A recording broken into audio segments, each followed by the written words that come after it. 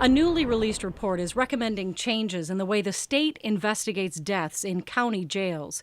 This was triggered in part by disclosures about how the state botched the original investigation into the death of Hardell Sherrill, a man left to die in his own filth because guards and jail medical staff thought he was faking.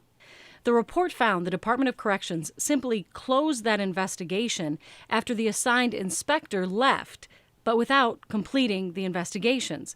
Suggestions in the report include that the doc assign all death-related complaints to only senior inspectors and that they be closely monitored by management.